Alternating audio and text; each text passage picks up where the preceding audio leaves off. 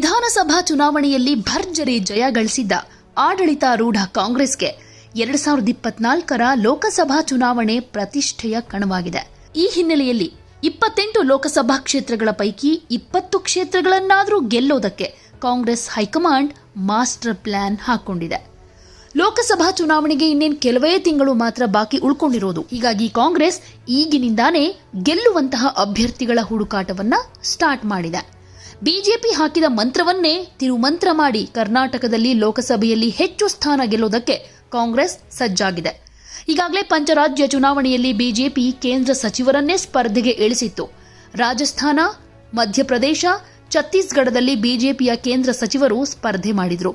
ಹೀಗಾಗಿ ಬಿಜೆಪಿ 3 ರಾಜ್ಯಗಳಲ್ಲಿ ಹೆಚ್ಚಿನ ಸ್ಥಾನ ಗಳಿಸಿ ಅಧಿಕಾರಕ್ಕೆ ಏರುವುದಕ್ಕೆ ನೆರವಾಗಿತ್ತು. ಈ ತಂತ್ರಗಾರಿಕೆಯನ್ನ ರಾಜ್ಯದಲ್ಲಿ ತರೋ ನಿಟ್ಟಿನಲ್ಲಿ ಹೈಕಮಾಂಡ್ ಮುಂದಾಗಿದೆ.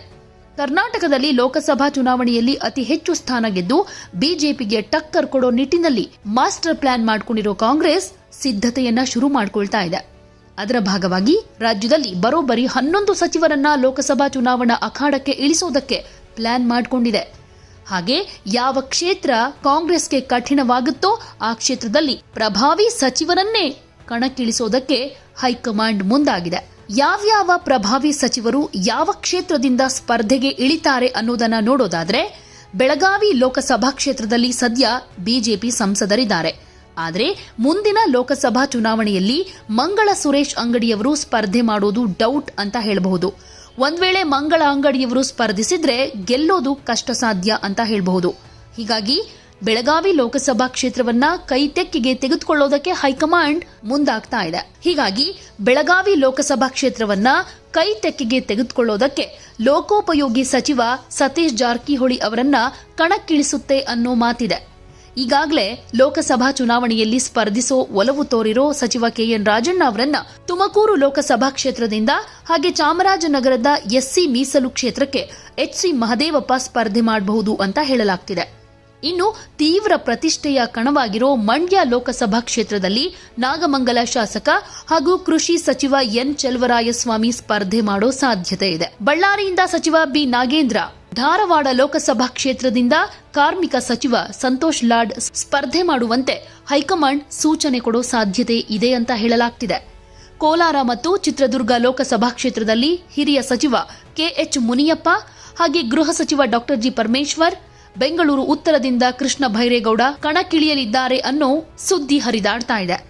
ಲೋಕಸಭೆ ಚುನಾವಣೆಗೆ ಸ್ಪರ್ಧಿಸೋ ಕನಿಷ್ಠ 10 ಸಚಿವರನ್ನ ಪಟ್ಟಿ ಮಾಡುವಂತೆ ಈಗಾಗಲೇ ಹೈಕಮಾಂಡ್ ಸೂಚನೆ ಕೊಟ್ಟಿದೆ. ರಾಜ್ಯ ಕಾಂಗ್ರೆಸ್ ನಾಯಕರಿಗೆ ಸಚಿವರ ಪಟ್ಟಿ ರೆಡಿ ಮಾಡಬೇಕು ಅನ್ನೋ ಆರ್ಡರ್ ಬಂದಾಗಿದೆಯಂತೆ.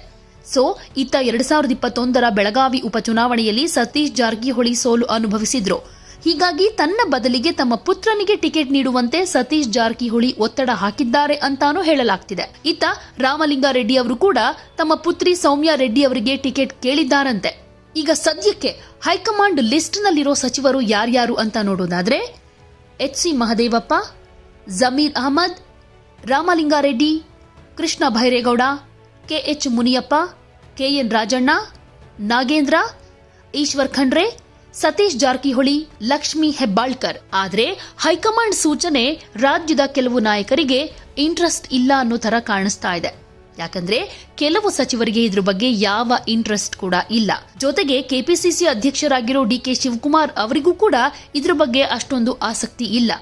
ಒಂದ್ ವೇಳೆ ಪ್ರಧಾನಿ ನರೇಂದ್ರ ಮೋದಿ ಅಲೆಯಲ್ಲಿ ಸೋತ್ರೆ ಸರ್ಕಾರಕ್ಕೆ ಡ್ಯಾಮೇಜ್ ಆಗುತ್ತೆ ಅನ್ನೋ ಕಾರಣವನ್ನೂ ಕೂಡ ಅನೇಕರು ಕೊಡ್ತಾ ಇದ್ದಾರೆ. ಈ ಹಿಂದೇಟಿಗೆ ಏನ್ ಕಾರಣ ಗೊತ್ತಾ? ಲೋಕಸಭಾ ಚುನಾವಣೆಯಲ್ಲಿ ಸಚಿವರನ್ನ ಕಣಕ್ಕಿಳಿಸೋದಕ್ಕೆ ಹೈಕಮಾಂಡ್ ಪ್ಲಾನ್ ಮಾಡಿದೆ. ಆದರೂ ಸ್ಪರ್ಧೆಗೆ ಅನೇಕ ಸಚಿವರು ನಿರಾಸಕ್ತಿ ತೋರಿಸಿದ್ದಾರೆ ಅಂತ ಹೇಳಲಾಗ್ತಿದೆ. ಹೈಕಮಾಂಡ್ ನಿರ್ಧಾರವನ್ನ ಈಗಾಗಲೇ ಸಚಿವರಿಗೆ ಸಿಎಂ ಸಿದ್ದರಾಮಯ್ಯ ಹಾಗೆ ಡಿಸಿಎಂ ಡಿಕೆ ಶಿವಕುಮಾರ್ ತಿಳಿಸಿದ್ದಾರೆ. ಆದರೆ ತಾವು ಯಾವುದೇ ಕಾರಣಕ್ಕೂ ಸ್ಪರ್ಧೆ ಮಾಡೋದಿಲ್ಲ, ಒಂದ್ ವೇಳೆ ನಾವು ಸೋತ್ರೆ ವಿರೋಧ ಪಕ್ಷಗಳಿಗೆ ಆಹಾರ ಆಗಬೇಕು ಅನ್ನೋ ಕಾರಣವನ್ನ ಕೊಡ್ತಿದ್ದಾರಂತೆ. ಹೀಗಾಗಿ ನೀವು ಪರ್ಯಾಯ ಅಭ್ಯರ್ಥಿಯನ್ನ ಹುಡುಕಿ ಕಣಕ್ಕಿಳಿಸೋದೇ ಸೂಕ್ತ ಅಂತ ಹೇಳ್ತಿದ್ದಾರಂತೆ. ಇನ್ನು ಸಿಎಂ ಸಿದ್ದರಾಮಯ್ಯನವರು ಸಚಿವ ಸಂಪುಟ ಸಹೋದ್ಯೋಗಿಗಳ ಬೆಂಬಲಕ್ಕೂ ನಿಂತಿದ್ದಾರೆ. ಲೋಕಸಭಾ ಚುನಾವಣೆಯಲ್ಲಿ ಸಚಿವರ ಸ್ಪರ್ಧೆ ಬೇಡ, ಇದು ವಿಪಕ್ಷಗಳಿಗೆ ಅಸ್ತ್ರವಾಗುತ್ತೆ ಅಂತ ಹೇಳಿದ್ದಾರಂತೆ. ನಾವು ಲೋಕಸಭಾ ಚುನಾವಣೆಯಲ್ಲಿ ಸ್ಪರ್ಧಿಸಿದ್ರೆ ಬೇರೆ ಸಂದೇಶ ರವಾನೆಯಾಗುತ್ತೆ, ಫಲಿತಾಂಶ ವ್ಯತಿರಿಕ್ತವಾಗಿ ಬಂದ್ರೆ ಇಲಾಖೆ ಮೇಲಿನ ಹಿಡಿತ ಕೈತಪ್ಪುತ್ತೆ.